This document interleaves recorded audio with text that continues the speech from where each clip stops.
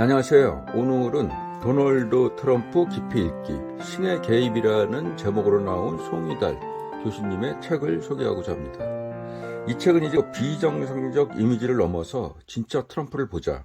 그래서 트럼프 2기 시대 대한민국의 로드맵을 찾자라는 주제로 이 책을 집필한 것으로 밝히고 있습니다. 먼저 이제 미국의 현재 사회 분위기를 나타내는 조사 내용을 좀 소개해주고 있습니다.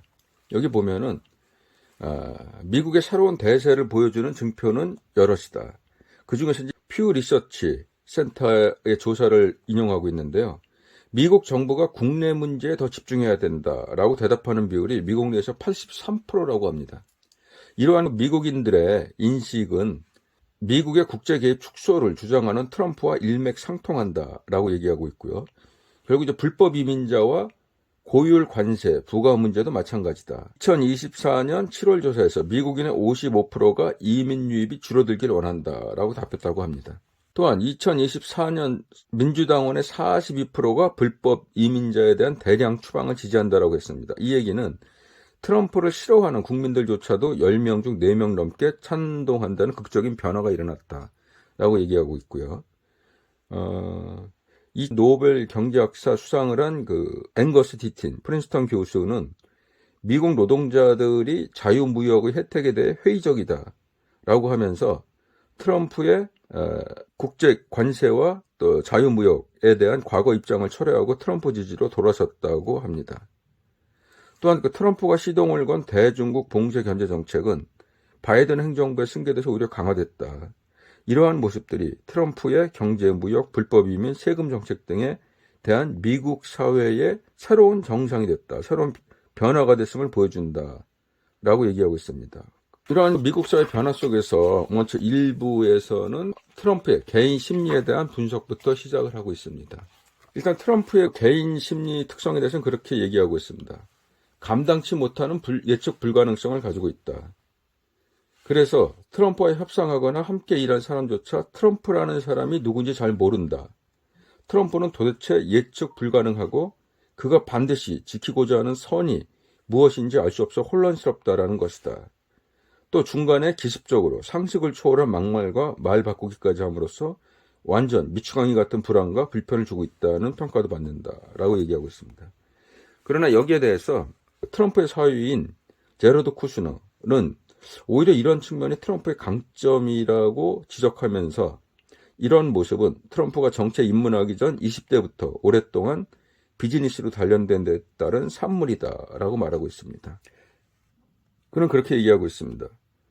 트럼프의 가장 큰 힘은 이런 예측 불가능함과 유연성이다. 그는 어떻게 하셔든지 상대방이 스스로 자기 파괴와 또 어리석은 실수를 하도록 만들어낸다라고 얘기하고 있습니다. 여기에 대해서 이제 트럼프 스스로도 그렇게 얘기하고 있는데요. 많은 사람이 융통성을 잘 모르는데 길이란 늘 바뀐다. 정책도 바뀔 수 있다. 사람들이 나보고 변한다고 하는데 맞는 말이다. 나는 유연성을 좋아한다. 라고 얘기하고 있습니다. 이러한 측면은 절대적으로 강한 모습, 약한 모습을 보이면 안 되고 강한 모습만을 보여주는 그러한 트럼프에게서도 때때로 배려하고 따뜻한 인간적 면모를 보이게 하는 것으로도 나타나고 있습니다. 외국 정상 가운데 트럼프와 가장 친밀한 관계를 유지했던 아베 신조 일본 총리는 2016년 11월에 도널드 트럼프 당시 대통령 당선자와 만난 첫인상을 이렇게 적고 있습니다. 그는 예상했던 것보다 겸손했다. 그는 내 말을 계속 진지한 표정으로 듣고 있었다. 그는 내가 선배에 해당한다는 점에서 경의를 표해주려는 면도 있었을 것이다. 이러한 측면들은 특히 트럼프가 해외에서 군사작전 중 사망한 군인의 배우자나 유가족, 또 장애인, 또 북한 탈출 주민, 불법 이민자들에게 희생된 피해자 부모 등에 대해서 굉장히 잘 나타나고 있는데 그들을 초청해서 그들의 이름을 하나하나 불러주면서 기립박수를 받도록 배려하는 그런 모습들을 보이고 있고요. 2018년 싱가포르 정상회담에 앞서서는 북한에 억류됐다 풀려나온 미국 국적의 한국인 목사에 대해서 미리 나와서 대기하고 있던 트럼프는 부인 멜라니아 여사와 함께 비행기 트랩을 걸어 올라가 기내에서 이들을 환영하고 포옹했다라고 얘기하고 있습니다. 이러한 식으로 필요한 경우에는 아주 인간적인 면모를 잘 보여주고 있습니다. 반면에 이제 트럼프가 정책을 결정하는 모습을 트럼프의 사위인 제러드 쿠슈노는 다음과 같이 묘사하고 있습니다. 트럼프가 회의할 때 모습을 보아야 한다. 그는 끊임없이 질문하고 흔들어서 끝내 자기가 원하는 방향으로 비틀어 버린다고 했다. 예컨대 누가 50을 제안하면 트럼프는 100은 어떤 거라고 묻는다. 상대방이 곤란하다고 말하면 트럼프는 그럼 0으로 하면 어때? 라고 한다. 대통령이 이렇게 흔들면 버틸 수 있는 상대가 거의 없다고 한다. 그래서 정책적으로 어떤 의도적으로 공포를 조장하기도 하고 또 상황을 조정하는 그러한 사례들을 설명하고 있습니다. 그러나 중요한 것은 이렇게 즉흥적으로 보이지만은 계속 일관성 있는 결정을 하고 있다라는 겁니다. 그러한 사례 중 하나가 싱가포르에서 열렸던 미북 정상회담의 공동 성명을 발표한 트럼프는 기자회견장에서 더 이상 이제 도발적인 전쟁 게임을 하지 않겠다. 한미연합 군사훈련 중단을 일방적으로 선언해버립니다. 그의 이러한 발언들은 한미 양국 군 관계자들을 대혼란에 빠뜨렸다. 그러나 트럼프 입장에서 그것은 가벼운 즉흥적인 결정이 아니었다. 30여 년 전부터 미군의 해외 군사 주둔 개입 축소를 외쳐온 그에게 한미연합 군사훈련 중단은 일관성 있는 선택이었다라고 얘기하고 있습니다. 결과적으로 이제 돌출적인 그의 결정들도 자세히 보면은 과거부터의 그의 발언과 생각에 근거하고 있다는 것을 볼 수 있다라고 얘기하고 있습니다. 이러한 트럼프에 대해서 적어도 그의 영리함은 인정하고 접근해야 된다라고 얘기하고 있는데, 트럼프는 보면 37세에 올해의 비즈니스맨을 뽑혔다고 합니다. 그는 하루 평균 3시간의 독서와 묵상 등 자기 훈련을 하고 있다고 합니다. 그는 그렇게 얘기하고 있습니다. 나는 균형감을 유지하기 위해서 하루 3시간 정도의 조용한 시간이 필요한 걸 깨달았다. 나는 그 시간에 독서와 묵상을 한다라고 말하고 있습니다. 보통 새벽 5시에 일어나서 그때부터 2~3시간 동안 지역, 전국, 국제지를 가리지 않고 온갖 종류의 신문과 잡지를 읽는다.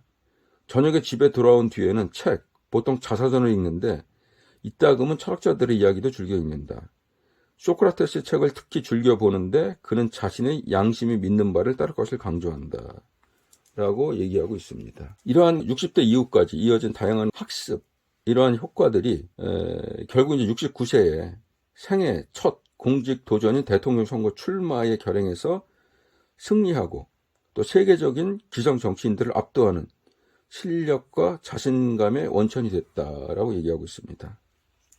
트럼프는 자신의 그 세계관을 또 그렇게 얘기하고 있습니다. 우리는 각기 다른 인생의 미션을 가지고 태어나며 그 미션이란 자신의 잠재력을 최대한으로 발휘하는 삶을 사는 것이다.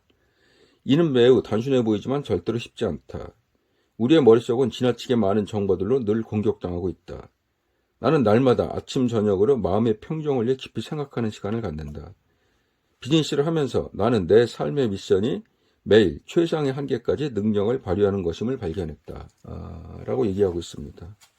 그는 또한 30대 초반부터 간결한 소통에 대해서 연습을 했다고 하고 있는데 그렇게 얘기하고 있습니다. 무엇을 말하든지 짧게 빨리 본론만 얘기해야 된다. 나는 3분 안에 모든 걸 보고하는 훈련을 해왔다. 5분 이내로 프레젠테이션을 할 수 있도록 훈련하라. 끊임없이 자신에게 얼마나 더 간결해질 수 있을까를 되물으며 자신과 경쟁하라. 무슨 일을 하든 간결하고 신속하고 곧장 요점을 찔러주도록 하라. 간결하게 한다는 것은 예의 바른 일이다. 라고 얘기하고 있습니다. 우리랑 이제 직접 관련이 있는 부분들이 어떤 주한미군 분담금 같은 이슈일 텐데, 주한미군 분담금 이슈에 대해서 이제 트럼프는 그렇게 얘기하고 있습니다. 2021년 트럼프 퇴임 후에 한 인터뷰인데, 대통령 재임 4년을 회고하면서 이렇게 언급했다. 한국으로부터 방위비 분담금 50억 달러를 받아내지 못한 것이 가장 유감스럽다. 이 일은 다음번 백악관에 들어가서 추진해 마무리할 생각이다. 여기에 대해서 이제 흔히 일관성 없고 예측 불가능해 보이는 트럼프가 한국의 주한미군 분담금 문제에 대해서는 10년 넘게 변함없는 입장을 갖고 있는 것을 이제 보여주고 있고요. 미국 국방부가 분석한 결과에 보면은 그들의 시각에서는 한국은 주한미군 주둔과 직접 관련된 비용의 약 3분의 1밖에 부담을 안 하고 있다. 그런데 이 비용은 대한민국의 총 GDP와 비교하면 턱없이 적은 금액이다.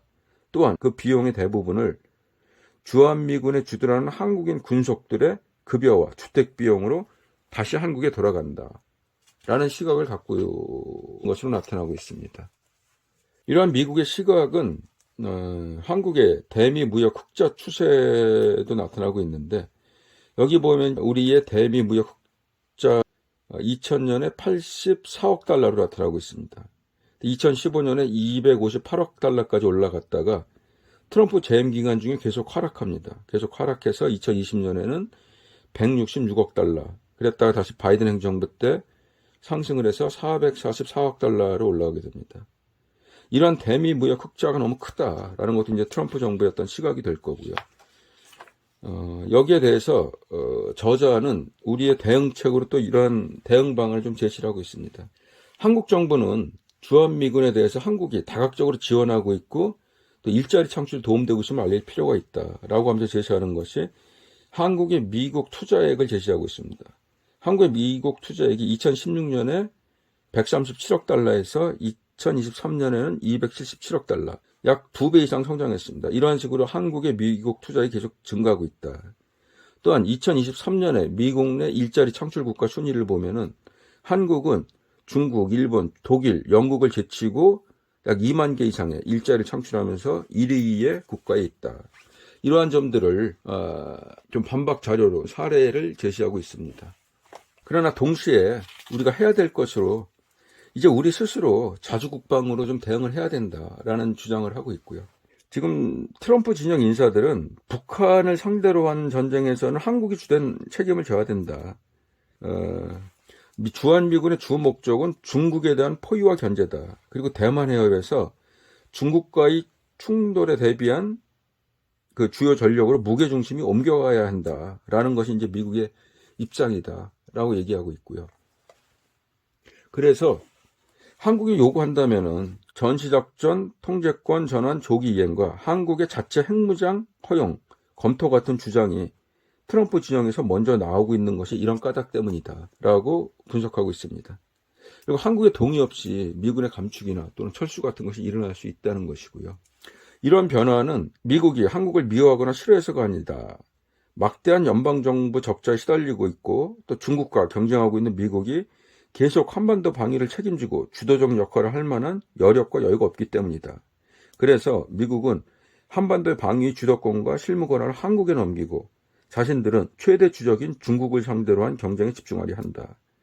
한국은 이러한 인식을 전제로 앞으로 벌어질 외교, 군사적 시나리오와 트럼프 측의 요구사항을 꺼내놓고 양자 또는 다자간 대응과 단계적으로 세밀한 행동 방안을 준비해야 된다라고 얘기하고 있습니다. 그러면서 그 수천여 개 군사 분담금을 아끼려다가 쇼탐 대치를 할 수 있다. 물론 이게 큰 돈이지만은 2024년 4월 총선을 앞두고 우리나라 유력 정당들이 이제 총선 공약으로 내세운 국민 1인당 25만 원 민생 회복 지원금의 규모가 약 13조 원이다. 이는 주한미군 방위비 분담금이 10년치가 넘는다. 그래서 이러한 부분에 대한 우리가 경제 규모가 봤을 때 소탐 대치를 할 수 있는 우려가 있다라고 분석을 하고 있습니다. 트럼프의 핵심 참모들은 미중 대결은 생사의 문제다 라며 우리 삶의 양식과 자유세계의 운명이 위기에 처했다고 경고한다라고 하고 있습니다. 그래서 이러한 미중 대결은 과거의 미션 행정과도 차원이 다르다라고 얘기하고 있고요.